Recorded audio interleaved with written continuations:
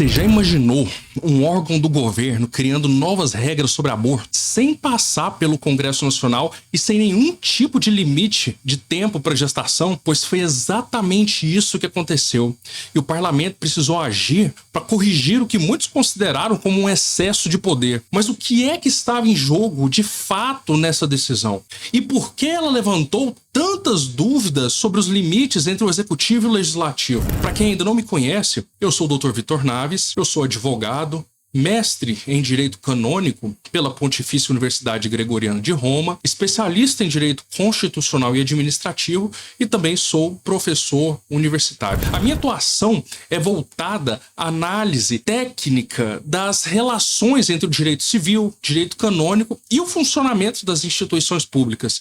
E nesse vídeo, o meu objetivo é fazer uma análise imparcial e objetiva sobre a decisão do Congresso e os fundamentos jurídicos que cercam esse debate. Vamos então entender de forma clara e acessível por que essa discussão ultrapassa o campo da moral e entra diretamente no campo jurídico e institucional. Tudo começou quando o Conselho Nacional dos Direitos da Criança e do Adolescente, o CONANDA, publicou uma norma dizendo como os profissionais de saúde deveriam agir em casos de meninas vítimas de violência sexual. E essa norma permitiu o aborto mesmo sem o registro do boletim de ocorrência, sem decisão judicial e até sem o consentimento dos pais, inclusive quando havia suspeita de que o agressor fosse alguém da própria família. Mas há um ponto jurídico fundamental aqui. O CONANDA não é o Congresso Nacional. Ele não tem competência para criar normas com força de lei. E ao fazer isso, ele acabou interferindo em temas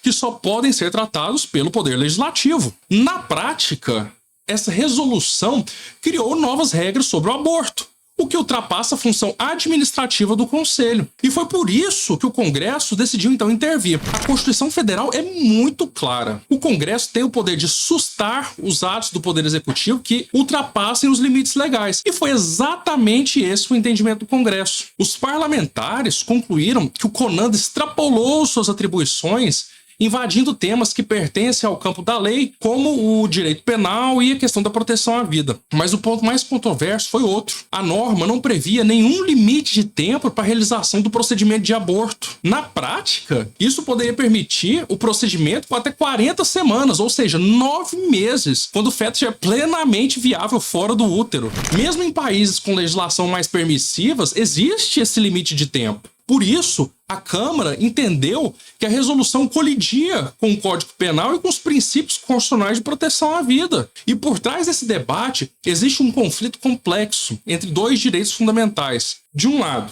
a proteção da criança e do adolescente, e de outro, a preservação da vida e a segurança jurídica do procedimento. Os defensores da resolução alegavam que ela buscava evitar a revitimização das meninas vítimas de violência sexual, facilitando o acesso ao aborto previsto em lei. Mas os críticos dessa norma do CONANDA sustentaram que a norma afastava os responsáveis legais de uma decisão de grande impacto e que ela não poderia alterar regras previstas no Código Penal. Na prática, o debate, nesse ponto, deixou de ser sobre a favor ou contra o aborto e passou a tratar de quem tem autoridade para disciplinar esse tipo de questão. Então, o parlamento, o judiciário ou um órgão administrativo, quem seria competente para isso? Então, o Congresso entendeu que o CONANDA atuou fora dos limites legais e que o conteúdo da resolução afrontava os princípios constitucionais. Por isso, foi aprovado o projeto para anular a norma e reafirmar o papel do legislativo como o único poder capaz de definir as regras sobre o tema. Agora,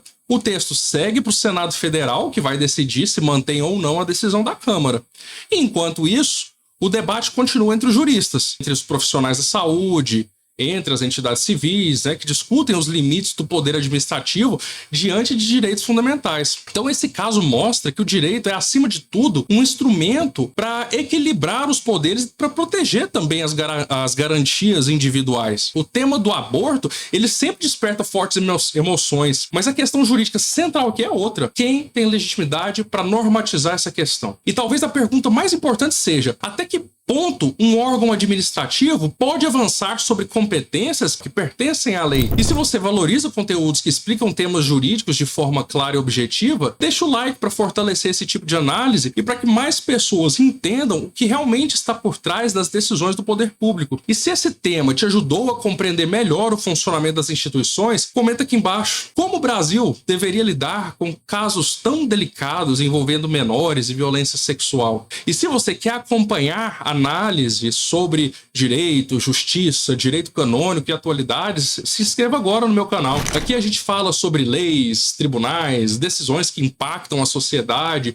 sempre com base na técnica e na legislação e também na objetividade. Porque compreender o direito é o primeiro passo para formar cidadãos mais conscientes e um debate público ainda mais qualificado.